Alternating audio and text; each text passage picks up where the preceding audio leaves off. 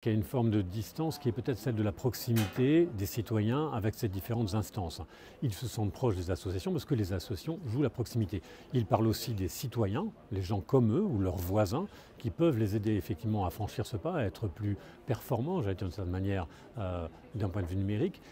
Au bout de la chaîne, il y a les GAFA qui sont un peu éloignés, d'ailleurs c'est un acronyme, ce n'est pas une personne, c'est un peu éloigné.